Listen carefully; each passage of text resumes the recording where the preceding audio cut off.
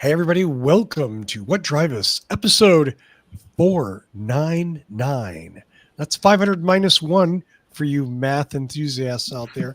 And yes, that is about the limit of my math enthusiasm. I was an art major. My name is Russell Frost. I am the host of this show. I have assembled an amazing panel from all around the world, or at least this hemisphere. Let me introduce them. And Paul's so happy he's leaving. He's like, I'm out of here. Let me introduce them, and we will get this show on the road. Let's see. My friend in the upper left corner of America, Mr. OEVA.org, Patrick Connor. Hello, everybody. Look at this awesome panel. We got a full panel tonight. It's really cool. Should be fun. Yeah. It's really cool. Lots of arguing, lots of hurt feelings, maybe some tears. We have one more person and they try to charge Russell like monthly fee. I don't know if that's good or not. Maybe I shouldn't wish for that. Let's see. Next to him on my screen is my friend in Northern California, a multi-talented writer, director, actor, you name it, Georgia McKenzie. Hey, everybody. Thank you for joining us. We got a lot. Just like we have a full panel, we've got a full list of things to cover. So let's get moving. We do indeed. Next up, he is our friend in the Great White North. He is one of the founders of the Waterloo Regional Electric Vehicle Association and the founder and the host of the Tesla Life, Mr. Mark Coughlin. Hello, everybody. And maybe not the world, maybe just Canada and the United States we got covered tonight. And that's pretty much everybody, right? That's it. One The most continent. American response you could have. Well, I've been here a long time. Your citizenship is officially granted. Next to him on my screen is our friend in Boulder, Colorado. He is the owner and founder of Boulder Hybrids, Mr. Paul Guzik. Hey, glad to be back, and let's get this road on the show. That's it. I love getting the road on the show. Last and certainly not least, my friend somewhere in the eastern United States. Hopefully he's home, though. Mr. Supercharger, it's Casey Green. A home. A home. See? See how you are? A home with my name on it. Sometimes... we were had an electrician come by today and fixed some issues that I created and some issues that the builder created. That was fun. So there was a ticking time bomb in my wall since 2013. That was fun. Cut the red wire. Yeah. So I always cut the red one. I killed the neutral wire on one of my boxes, so my smart switch stopped working. And then on the builder side, they had a light switch that they cobbled together with duct tape, and not really duct tape, but it was electrical tape, but it was taped, literally taped. And then they had a wire nut, and the wire nut wasn't fully screwed on. And so when you hit the switch, it would kind of sizzle. And then it stopped. I'm like, stop using that switch. Let's call an electrician. And he went to unscrew it, and it just fell apart. I was like, oh, wow, that's... That's... Thankfully, the rest of the switches I've seen aren't done that way. But wow, that one... he suspected that maybe rather than rerun the cable, they just tried to kind of put a little patch so it would qualify for code for how long to pull out of the box. And that passed inspection. I guess the inspector didn't pull on it. Right. Crazy. Yeah. That's you have fire extinguishers in the home? Yeah. Oh, yeah. Good. Okay. Just want to make sure. But you have a boring company one. I don't. Because that's that a fire starter, not a fire extinguisher. Well, there's both actually, but that was before I learned both. that when you see a Musco a limited time like tchotchke, if you want it, you should get it immediately. Just tell the wife, hey, I'm getting this. How many do I want? One or two? And she'll tell you 2 or 1, and then you go, because if you wait longer than that, it's gone. So then, by the time I got permission for the not a flamethrower, it was sold out. That's I just thought this was the smarter purchase. Well, I did have the tequila, and I did get the shot glasses. Nice. Well, let's get into it. And as we like to do, I want to start with a little self-promotion. Earlier today, Michael Mannering, he is the composer and performer of our theme song. So if you've seen the show before, you've heard Michael. Michael and I actually spent 2 hours chatting about his career, about music business in general. And at the end, I actually fulfilled my life function and was offering car advice to Michael and hypermiling advice, which right now somewhere Tony Schaefer is choking and he's not exactly sure why. The idea of me offering hypermiling advice, but nonetheless, Michael's a beginner and I probably didn't steer him wrong. So anyway, that show is the first of 3 episode 500s. That show is up now. You can watch it. Please do share it on your social media. Do us a big 500 anniversary favor and maybe share that with some of your friends. Unless you're on Twitter, and then don't share it on Twitter because I've already done that. God, Twitter's a shithole anymore. Hey. It's not? 500B. You're on Twitter, whether or not you're on Twitter. This show's on Twitter. I was on Twitter long before he was there. I got my multi-teenager anniversary the other day. I'm not sure how those are arguments against my statement, but I'll accept them and we will move on.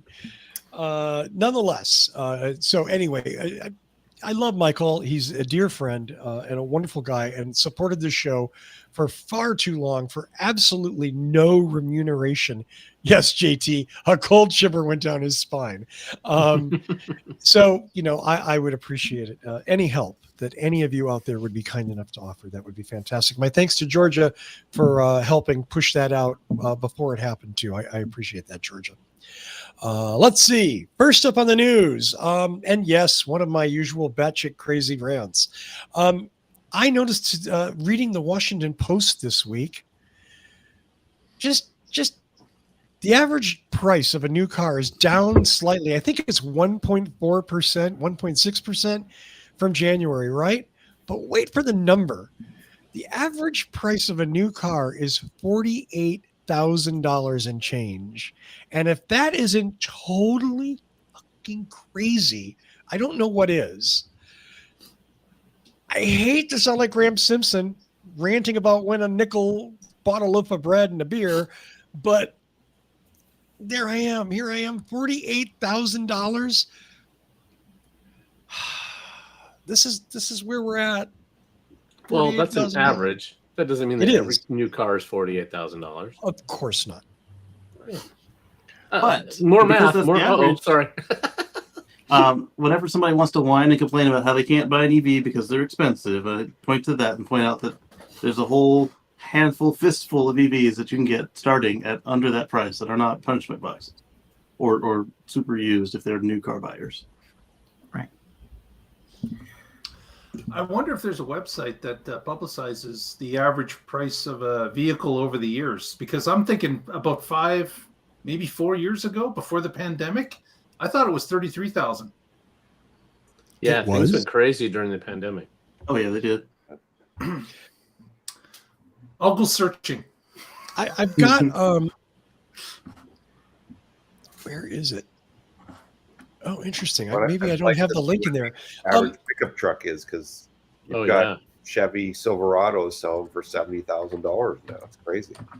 Yeah, truck prices have gone up even more over historical to now. Yeah, they used to be among the cheapest. Now they're among the most expensive, with cars slowly growing in between, but trucks passing that. I think I don't have the link, and I'm going to have to try and put that in the show notes later on. But there was another story, not in the Washington Post, that, again, more math, and forgive me because I was an art major, that said it's interesting that profits are down, sales are down numerically of the number of vehicles being sold. Interestingly enough, profits for the car companies are way up. Mm-hmm. So They you just sell divided their less. profit by the number of cars sold.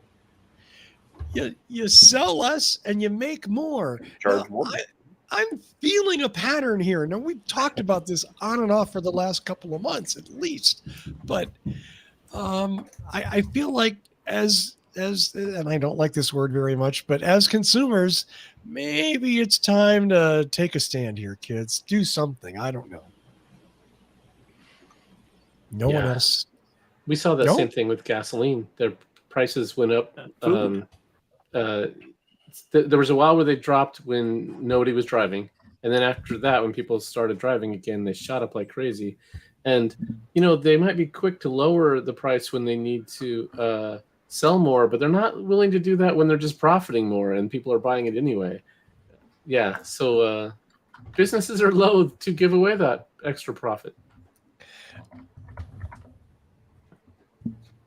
I think what we're seeing is the lie that is inflation is actually corporate profiteering. Yep. There's certainly some of that. Yeah. No one's going to argue with me on that? Holy shit, what is wrong? Russell's right. There's nothing wrong with what you're saying. It's accurate. Broken clock, Literally this, that. across the board.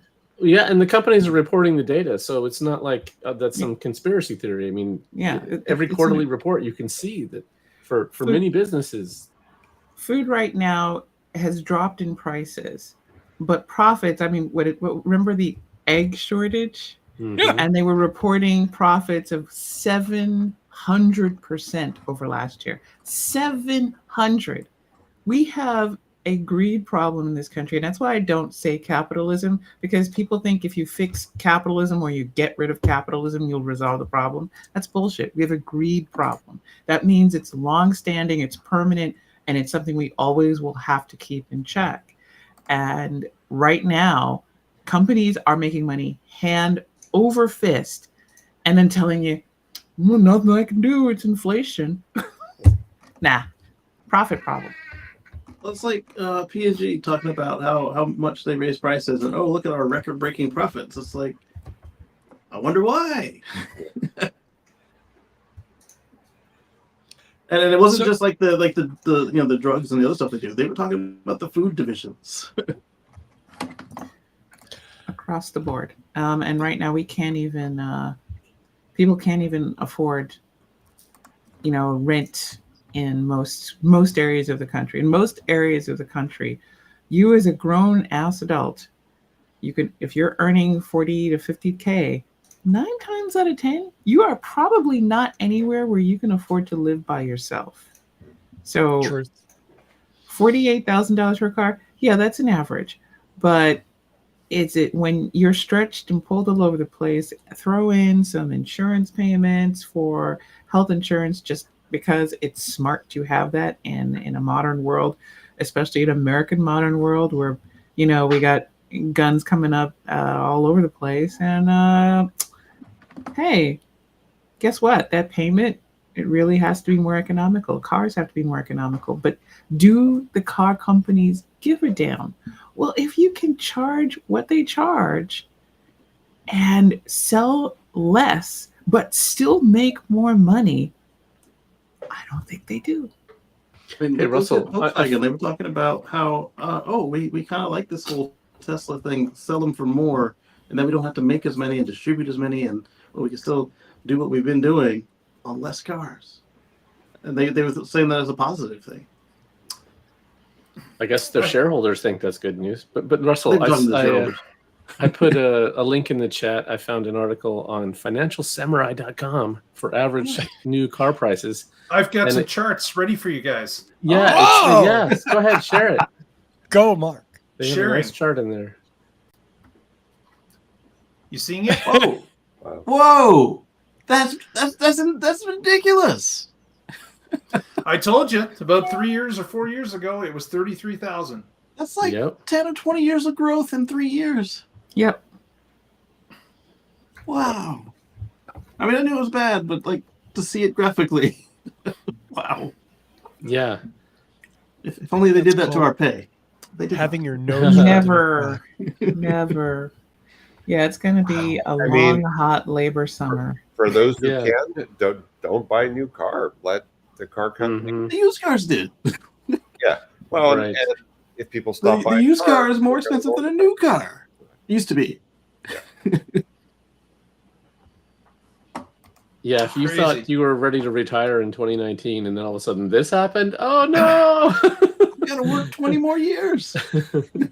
If you were trying to retire this year. Yeah. Mark, can you share the graph in the article I posted too? It shows it. Oh, I'm sorry. I would have It's done like that the for you. second image, or there's a table and then there's a graph, and the graph shows the. You got it, same Mark? price You want me spike. to? I got it. Thank you, Mark. Dun, dun, dun. Here it is. Uh-oh. There it Scroll is. down. That's the table. There's a chart below it. There you go. Whoa. Yeah. Right. So you can see it's going up a little bit between 2012 and 2016, 2018. But then when the pandemic hit, it went crazy. Yeah, I was selling cars during the bottom part of that chart, and I noted that when I started at Chevy, when I got the Volt, how much the Suburban was when I got to the place, and how much the Suburban was when I got my Volt, with cloth and 3 bench seats. So like the base of base that you had to actually order off the menu to get. Mhm. And we were looking at like almost $80,000 for a no frills Suburban, and like the people hauled, the people who needed a Suburban, and it was not 80 when I got there. It was like 60 or 40, and I was like, "This is Yeah. incredible." Actually, JT in the chat makes an interesting point that all of a sudden motorcycles seem like a steal now. yeah, Relatively, but I want to tell you that since the pandemic, when motorcycle sales Mhm. went through the roof, the dealers have been marking up those bikes. Insane dealer markups, insane market adjustment prices. A $2,000 scooter gets $1,000 market adjustment. Oh wow. I mean, yeah, they're a steal because it's cheap, but you're still getting hosed. yeah. I remember when I was selling cars during Cash for Clunkers, and they started for my area doing the market adjustments, and they were like $5,000. I was like, this is insane. And sorry, this is ridiculous. And thankfully I didn't have to deal with it too much, but there were a couple, and I couldn't get out of them. And then to look back now, and we were talking not too many weeks ago about a market adjustment fee of over 100% of the price of the car. Oh man. I mean, Yep. That just $5,000 opens is bad. an opportunity for businesses that aren't doing this to come in and be able to sell something profitably at a reasonable, fair price and still have a good market. So an opportunity to not be mandated a middleman. Like if I choose a dealer or the company chooses a dealer, that's fine. Or if the dealer wants to compete with the manufacturer, that's fine. But I like I keep saying, I did not add 15% of value to the transaction. I did add more than most, but not 15%. I took it, but I didn't add it. I had to keep a roof over my head, you know. Well, I all we can do is talk about it and make people Mhm. aware of it. Understand that you're participating in a game, just like Vegas, where the house always wins and you are always going to lose. Sometimes you have to play the game because your car breaks or something and you need it, but just know what you're getting into. Yep. Patrick, let's go to you next. You have a story. Okay. Yeah. So this is one that I found interesting. It is from an interview on KALW 91.7 FM in the Bay Area. A great station. A great station. And it was an interview with someone from Rewiring America. And you should all go check it out if you get a chance. They talked about how you can decarbonize and empower people. And if we look at all the machines that we touch in our daily life, cars, stoves, water heaters, furnaces, and then how all of that's powered, just the stuff that we do in our daily life accounts for about 42% of energy use. And and then there's all the industrial things that are outside of that. But if you change over your household to these electrically powered devices instead of fossil fuel powered devices, you can save about $1,800 per year in the average household. So while this is happening, the grid is also greening. So you have to look at how that's powered. So these two can meet in the middle, where we're changing over to electrified stuff and the grid is greening. About 90% of new electrical generation is renewable. Why? Because long term it's cheaper. You don't have to mine coal and ship it there or frack natural gas. once you set up wind turbines, the wind blows. You don't have to pay the wind to blow. You don't have to pay someone to mine the wind or the sun. It just happens. So, and then they went to one of those on the list was cars. So they also talked to someone who was an EV advocate there. They said over 20% of new car sales in the Bay Area in Q1 of this year were zero emission. 20%. That is not a small amount. That's not like I remember on this show when EVs hit 1%, we were like, yes, a whole percent. We're there. Hybrids. When hybrids hit 1%. Yes. Yeah. Now it's a fifth of new car sales. That's awesome. They also talked about how charging infrastructure needs to be deployed and it needs to be maintained and be reliable. They talked about how the fossil fuel industry has a lot of inertia. And the example they gave is if you have a gas furnace in your house and it goes out, so you call a furnace repair person and they come out and then they say, oh, it needs to be replaced. And most homeowners are going to, this is the professional that they call, that they trust. They say, oh, what would you recommend? And they're most likely to recommend a newer furnace that's maybe slightly more efficient. But they're not going to say, oh, you should put in a heat pump, because they're not heat pump people. They might not even be aware that that's an option. And if you ask them about it, they'll probably just discourage you from it. So they're not going to know any of the incentives that are there for heat pumps, even if there are great incentives for it, because that's just not what they do. So then there's this whole, well, how do we break that inertia question?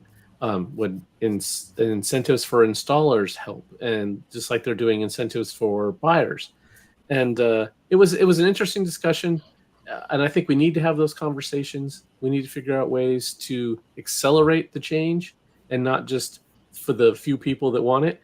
And the fact that you can actually do this and save money, that's the good part about it. And while polluting less, why wouldn't you want to do all of those things? So, yeah, there you go. Oh, So one last thing. About decarbonization of the grid.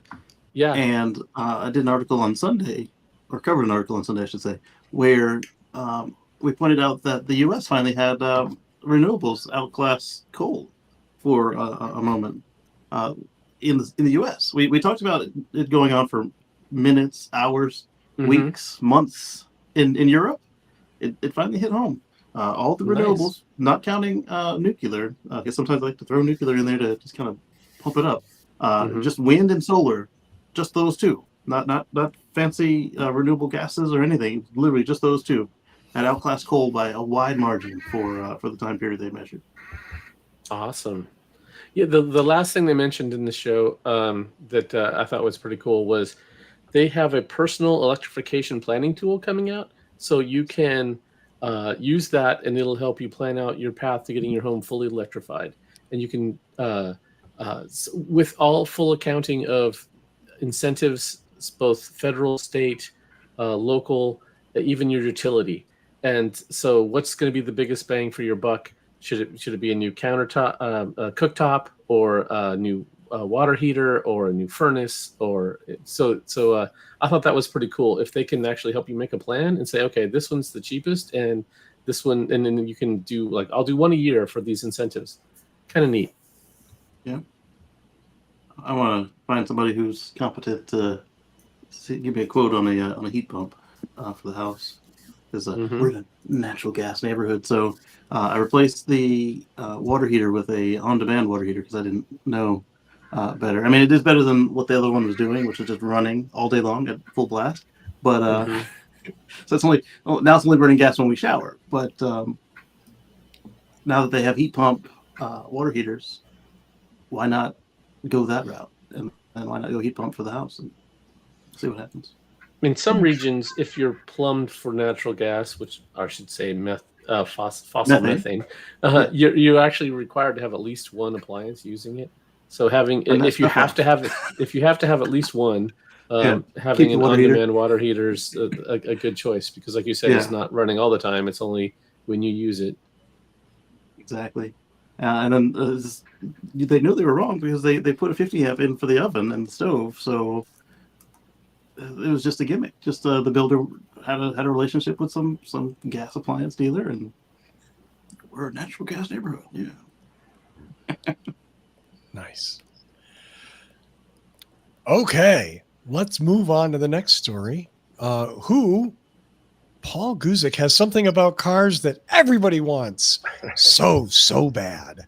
I think we might have touched on this a while ago, but for those who have been out of the news, Kia and Hyundai cars are the easiest cars to steal, specifically the ones with a twist key ignition. You know, you turn the key.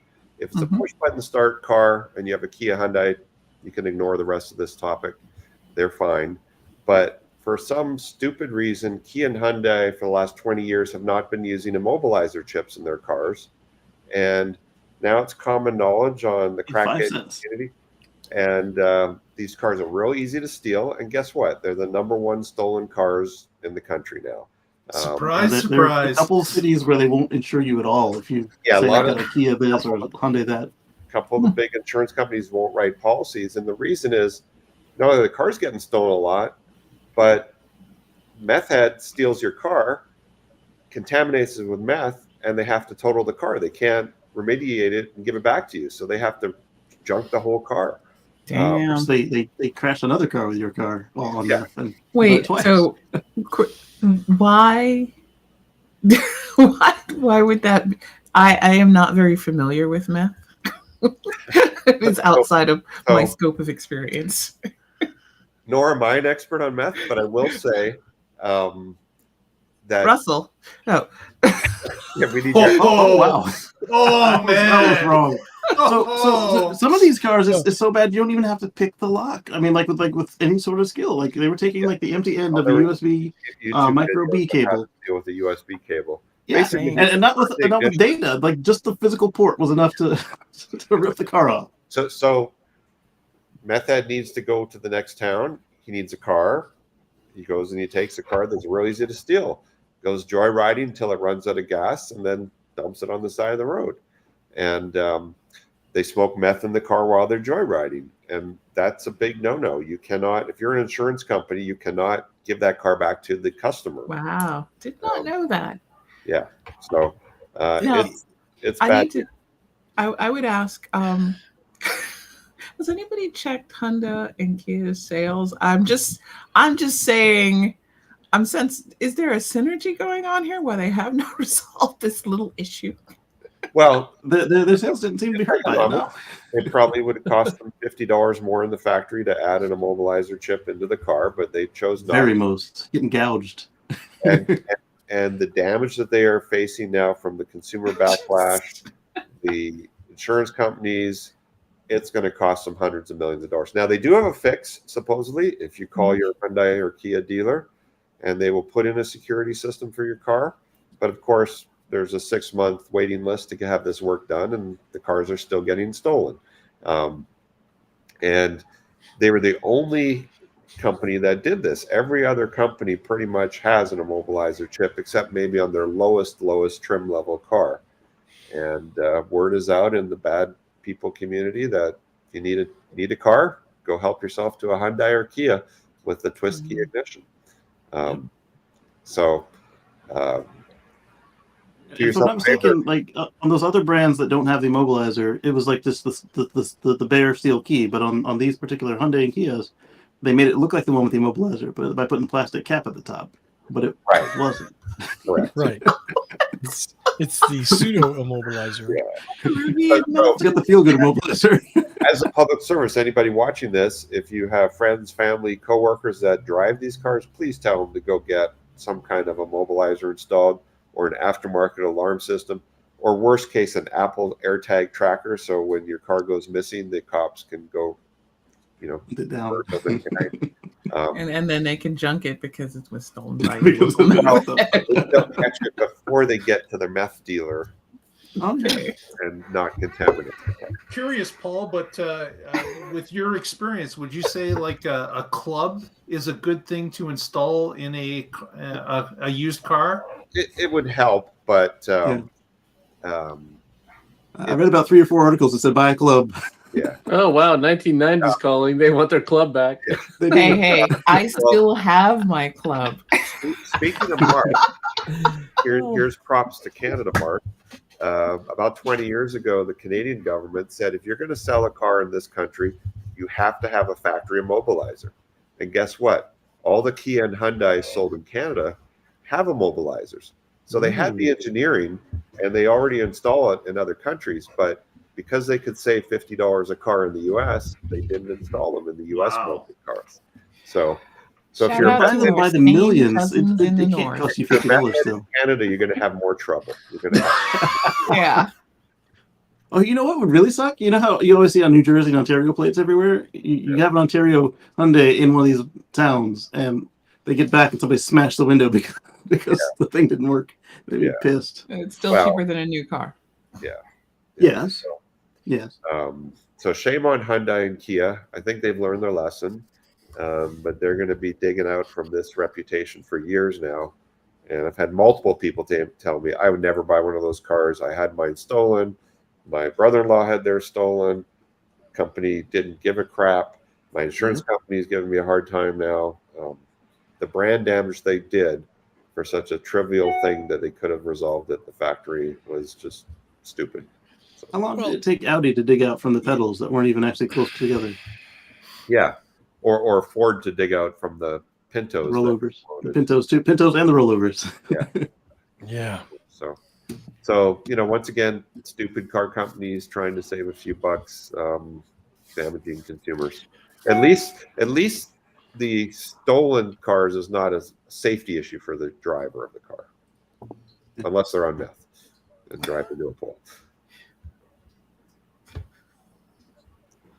Don't drive impaired. Yes. Oh. Yeah. So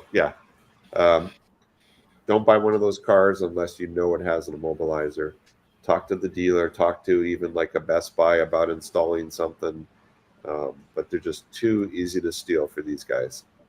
Ooh, we were talking about used cars. Make sure if you get one of these used, take it to your local mechanic or the actual store, the branded store, and see if the campaign was done. Right. And also don't pay too much. Or just don't buy one. Yeah. How's that? Well, I mean, Maybe if you're maybe looking at don't one of these cars- encourage anybody to buy their products because the stuff they're selling in the United States is crap, and that's a shame. But if this is all that's left in your budget, you still need wheels, and you want to make sure that the wheels you got stay, so you're not paying on something that you can't insure and is going to be gone in the morning. Right. Yeah. Or buy one with the push button start, smart key type system. Those because the smart key is based around that technology. Yeah. Awesome. Well, let's go to Georgia next. She has 2 stories in Georgia. You pick. Okay. Hey, do you want to buy an EV? Since we were talking about prices and EVs. Well, that's tough. 45% of U.S. car dealers won't sell you an EV. Why? Because it takes an gotta extra go few kill minutes in the myself. process. That was All our right. reason. So let's talk about buying an EV. You want to buy an EV. You go to your dealer. You pay some money. Well, you put down a little money, you get a loan, you buy a car. If you're one of those people who just happens to have a backpack full of money, 1, what are you doing? 2, you buy the EV fully in cash, you're paid off. But 66% of U.S. car dealers don't have any EVs to sell. And 45% said they wouldn't sell them no matter what. And that is from a new report by the Sierra Club talking about the EV shopping experience here in the US. What? Why, you might be thinking to yourself, why don't they have EVs? I mean, surely by now there are EVs that you can purchase on every lot of our nation's car dealerships. No. Imagine that. 66% don't have any. And why is that? That's because stock bottlenecks, there's supply chain issues, there's inventory challenges, and how many EVs do the automakers actually send out to dealerships? Of course, they're going to send them to places where they're more likely to have the best buyers. So you're probably not going to have any at your local dealership, say in a small town in Alabama, but if you wend your way to San Diego, you're probably going to be able to pick one up there. I know that kind of sucks. The opportunity to purchase should be easy for everybody, but they're not there. And then what about those 45% that said they ain't going to cover them at all? And, well, that whole issue of whether or not they would sell them, that's going to depend on the people that they know they have to sell them to. So it depends on who your dealership is and who they know their customers are. So if their customers aren't there, they probably wouldn't bother to take them. So we do have a representative in Wyoming, the Tyrell Doyle Chevrolet.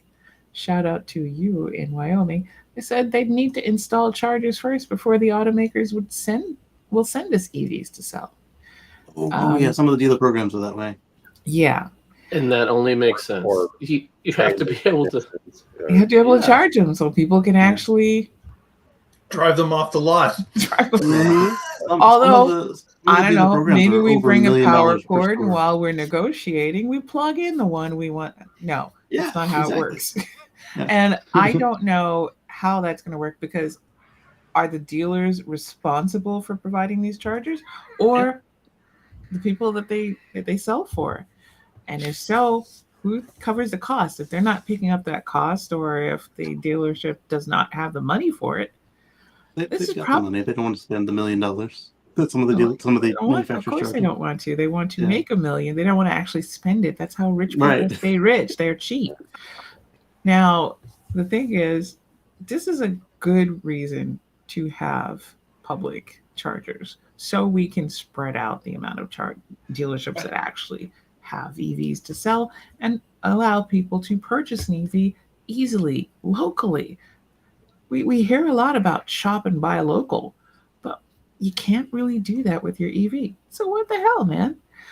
So there you go. Their argument is always, "Oh, we didn't build the gas station," and they're not wrong. They're They not didn't. wrong, but they are. Yes, exactly. Well, You it's know, not just the charging stations. They want their technicians trained and certified to service. Buy all the tools.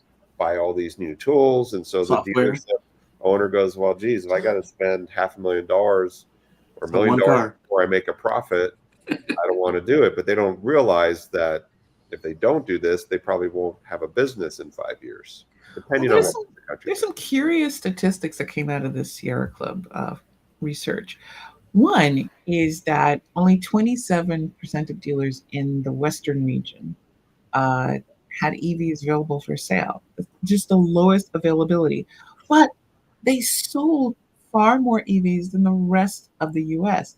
45% of the EV sales in 2022. So they may not have a ton of them available, but they have a high customer demand. But the Southeast, hey Florida, the Southeast was the region with the highest percentage of EVs available for sale at 41%. And that region only sold 17% of EV sales nationwide, coming in third.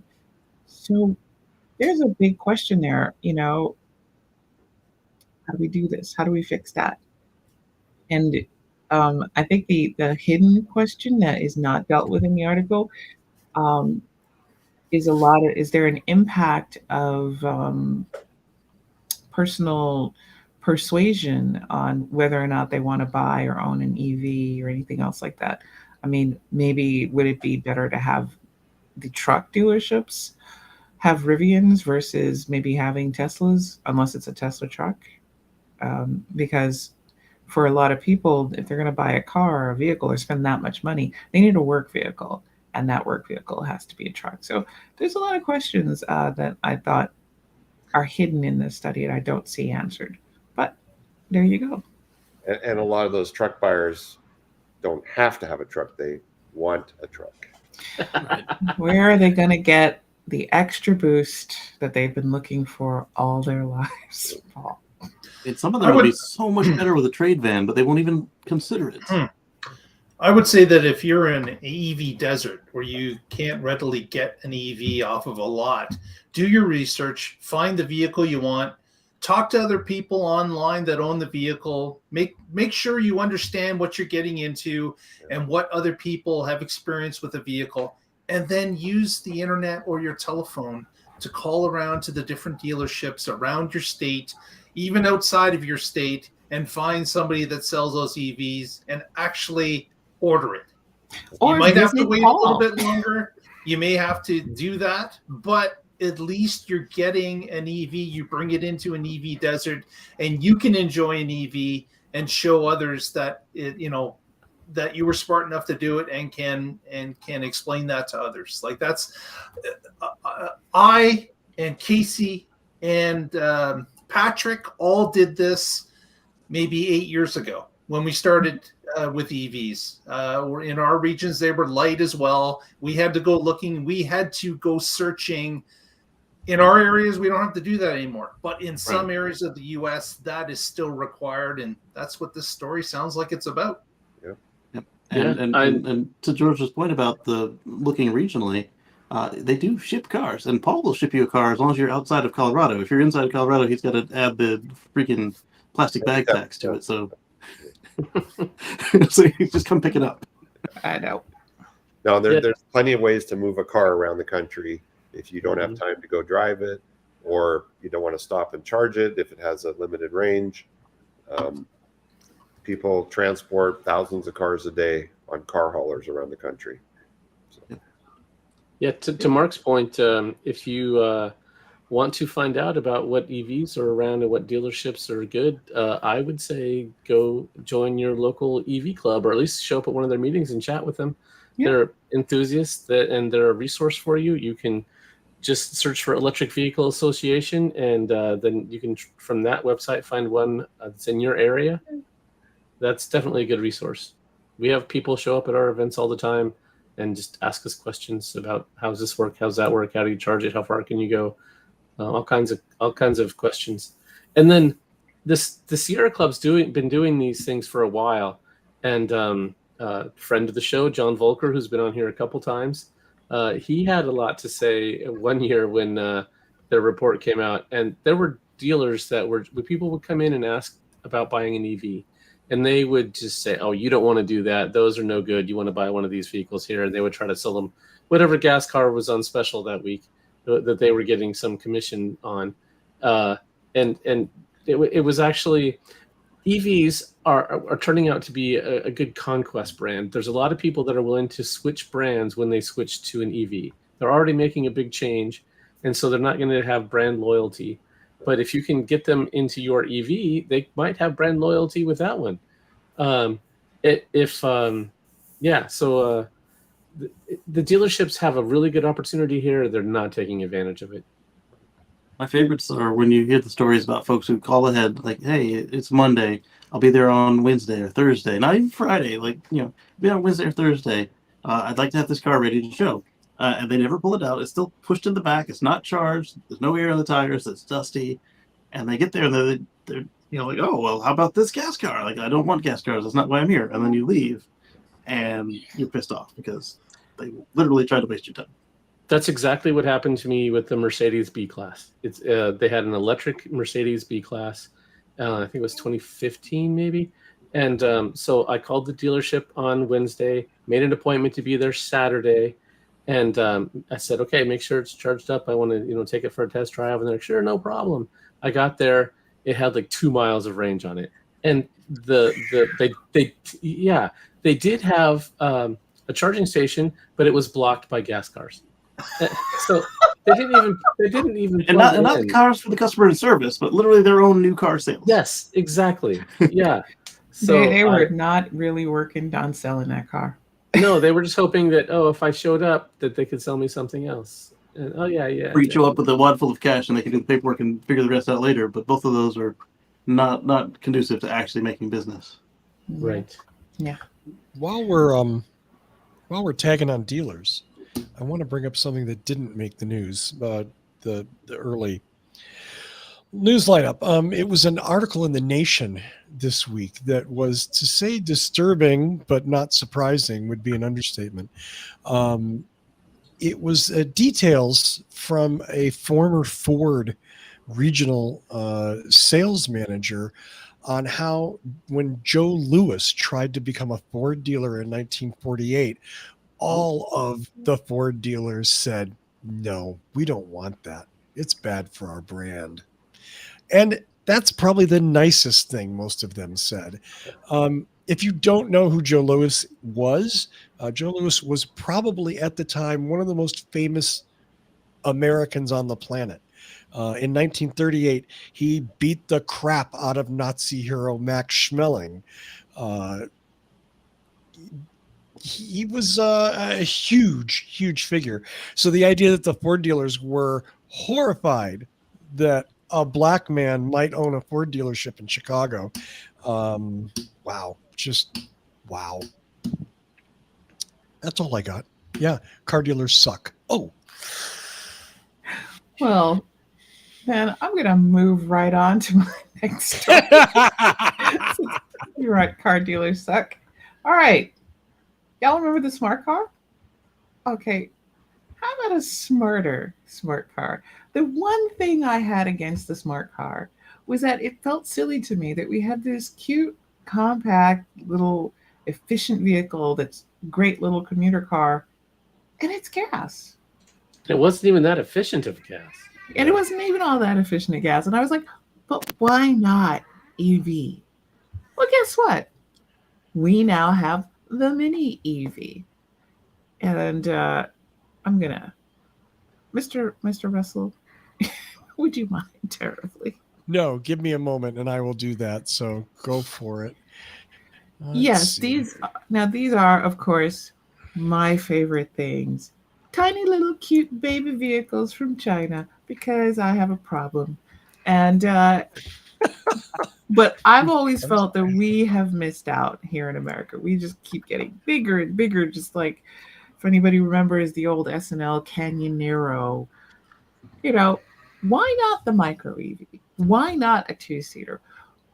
It is perfectly okay to just have a car to get you from A to B. And that's that.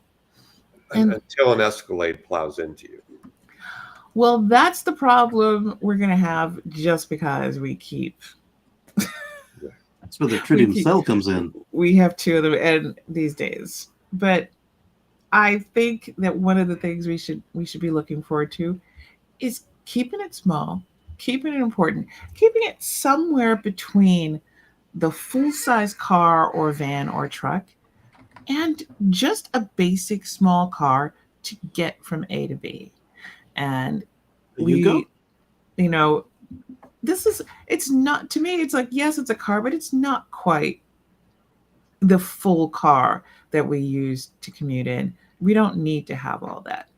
It might not be a bad idea that something like this could be on a HOV lane, so a high occupancy vehicle lane, and that way you can use it to get around smarter, to make it even more incentivized to use a smaller vehicle. Population is not going to be reduced by a massive amount anytime soon. Transportation, you know, I'm a transportation person. I love public transportation, but not everybody can get everywhere they need to on public transportation. That's a planning issue in every major city. But having these as an option, I think it's a pretty good option. And I don't know, I guess I'm just throwing that out there to the group. What do you guys say? Because it's one of those things that you kind of get torn on, because we've talked about the need for better transportation, and the fact that EVs cannot really keep it green because we can't all be in a car all the time to go everywhere. But we need to mix it up, to hybridize a little bit. And I think this is a good choice. Well, especially Casey has a baby on the loose. Especially if you're a two or three car household, one of these little mini cars with a 100-mile range would be great for running around town, going to school, going to the gym, going to the market. Or a good Yep. used Spark EV or Mini EV or Smart EV. One Yeah. 100-mile ones. Or if you You'll all be Patrick and Mark both know what I'm talking about. the last mile car, to get from your house to the station, to get on public transit, to get into the city. Hidden school car. you'll all be happy to know that the last part of the Michael Manring show, he was asking about various cars, and one of the subjects was came up for cars for his kids. And what did Russell suggest? Find an inexpensive EV, a used EV like an old Leaf or a Spark or something like that. Who did I learn that from? All of these people. That's Especially if it's a teen driver, because you don't want them saying they're going down the block to their friend's house and going to the city to party. They're still peppy to drive and they're fun, but they're not They're on fast. the leash. They're small and they're cheap. Mm-hmm. And reliable. And they still pass safety inspection. Yeah. So No gas cost. That's going to make them happy. You plug it into the wall. Yeah. Minimal maintenance. And then there's the whole, mine's bigger than yours, so I'm protected. The techification. It's already heavy. The smaller ones are very heavy.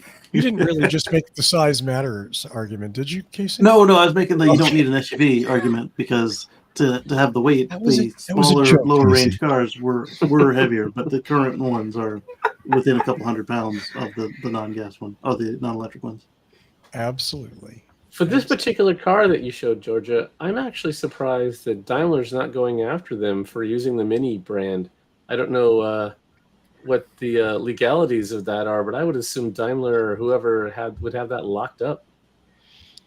In China? In China, well, I mean, if they're saying Mini EV, a case could be made that it's not infringing on something like the Mini Cooper, because that's the actual name. It's not the Cooper, and it's not the Cooper, and then there's a Mini Cooper. It's called the Mini Cooper.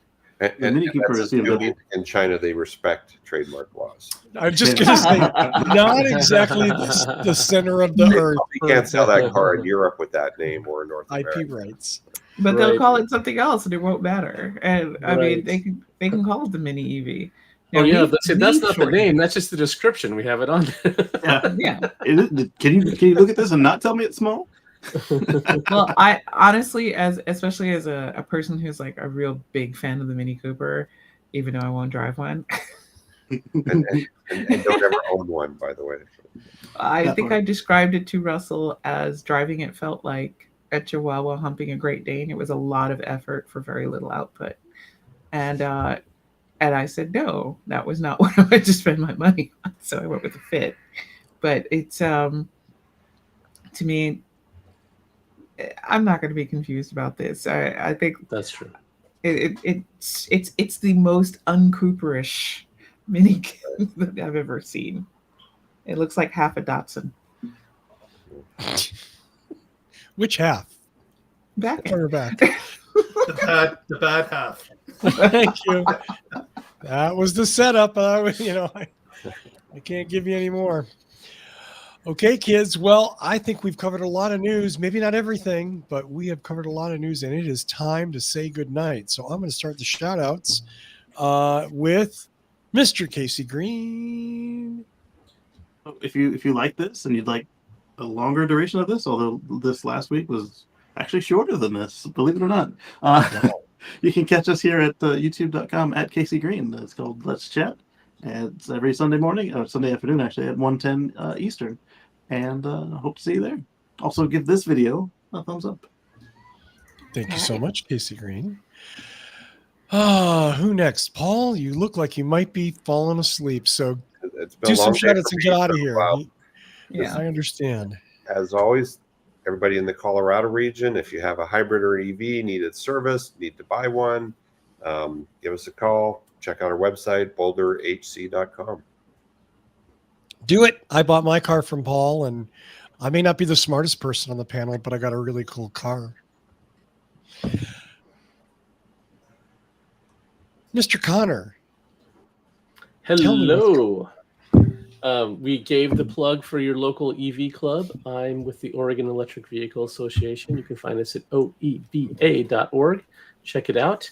And I blog occasionally at carswithcords.net. I've got one up there right now about how Tesla's product development method is not the way that others do it. Check it out. Thanks. Well, thank you for that, Patrick. Mr. Coughlin. As Russell fiddles with his mic because he broke it, waving his arms around. Very good. I can't even tell you why I'm doing this. It's that wretched. Let's just say there's a really good reason. Well, if you'd like to follow what drives us through the week and find out what happens in between shows, please follow us on the social media channels. Just look up What Drives Us. We're there at all the different channels and subscribe to that. And speaking of subscribe, if you haven't already, please give us a subscribe on the YouTube channel. That helps us out immensely with a thumbs up as a side. Really helps us along, and we would appreciate it. Back to you, Russell. Thank you so much, Mark. Do watch the Tesla Life every week for your heaping helping of Tesla fun. And you can find out what's going on in the Tesla Life. I miss saying that. I have to admit, there's a rhythm to that I really enjoy. George McKenzie, please bring some sanity to this. Oh, I can't carry that much. Hey, you've hung out with us for 56 whole minutes. Hopefully you've subscribed. Hopefully you hit like, because remember, even if you subscribe, every like you do to our programming tells the algorithm that this is something that they should share with people who like what you like. And don't you want to be a trendsetter? You do. You know you do. Be an influencer. Hit like and hit subscribe. When you're done over here, don't forget to bounce on over to Casey's channel. That's Casey Green over at youtube.com. He's got Casey's chats. He's got downloadable content reviews showing you what's happening with your Tesla and probably why it's broken or didn't break this time. And you can also watch him train all the cars to do tricks, like stand up on one leg. There you go. Casey's working on it. And when you're done with that, you can head on over to the Tesla Life. Mark Coughlin's got all things Tesla going on. He reads the stock report, so you don't have to, thank God. And sit down, listen to him talk more common sense and sanity because he's in Canada. Let's be honest. That's what they bring and what we don't. And when you're done with that, you want to learn a lot more about cars? Go on ahead. carswithcords.net. That's where Patrick's over there blogging, talking not just about cars with cords. He also talks about sustainable living, talks about EVs, solar power, and all kinds of stuff. So go on ahead, read some writing, and put your thinking caps on. And if you're ever in Boulder, Colorado, Paul's got your back if you need a car. That's Boulder Hybrids, Paul Guzik. Go on ahead, stop by, take your car by, get some repairs done. And if he's got something to sell, buy the dang thing. Because let's face it, it's like a collectible baseball card at this point. EVs, they're the top cards of vehicles. So go on ahead, hang out with us at all the socials, or at least hang out with Russell, because he's Russell Frost everywhere on all social networks, except Twitter, which he just hates. Back to you, Russell. I may be on Twitter for like another 15 minutes. It depends on how many Nazis we have to deal with today. It's just, too many, I think. It's just too many. Let's see. Thank you. I haven't noticed any change, but whatever. I'm sorry? I was going to say, I haven't noticed any change before or after Musk. Yeah, I think it's in your. I have definitely noticed a lot of changes. Wow. It is a definite experience shift. Yeah, I tend to look at following, so I'm following the same people. So anyway, Yeah. but that. Yeah, it's a big change actually. That's why I'm they did change the default to be what would drive interaction rather than like what Patrick and I do. We just look at our following list and close it. So ours haven't changed, but if you just look at what it wants to show you, it has changed substantially. Yeah, no, not even that. So if we may, we'll do as you will with Twitter.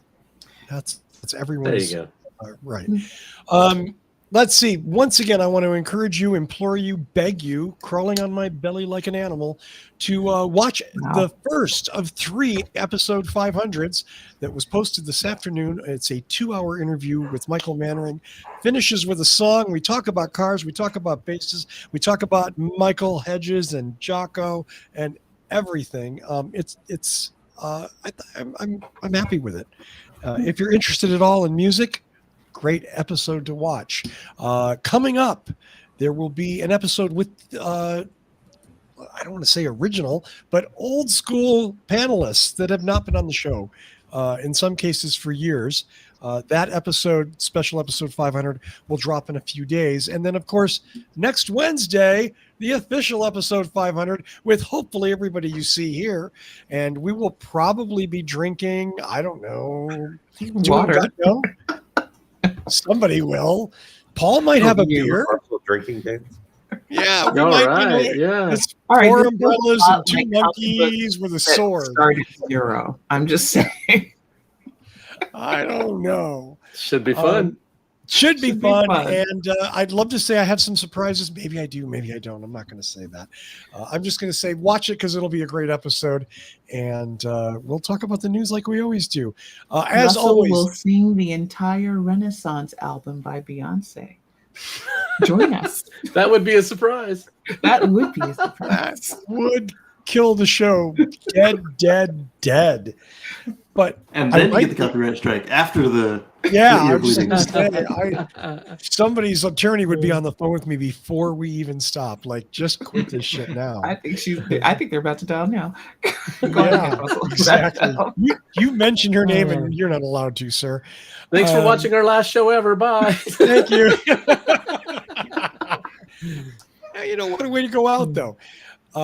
So anyway, there's that. As always, I want to thank everybody in the chat room. JT and June. 0100 was with us this afternoon during the Michael Mannering thing. Thank you so much for that. You can visit, you know what? If you want to support Michael, go to bandcamp.com, put Michael Mannering in there. You can buy his latest album for $10. Download it. It's amazing. You can listen to it for free to check it out. That is the best way to support any musical artist that you like, because guess what? The artist gets the money. It's not like Apple or Spotify or Amazon or any of those other people. At Bandcamp, the artist gets the cash. So, you know what? Support art in general. Support Michael, because we appreciate that. I want to thank Patrick Connor, Casey Green, Paul Guzik, Mark Coughlin, and Georgia McKenzie for putting up with my garbage one more time on episode 499. Thanks to all of you. You were the reason we do this show. Tune in next week and find out why we've done this for 500 times. No, tune in next week and find out what drives us. Thank you, Casey Green. Thank you, everybody. Have a great week. Stay positive. Test negative.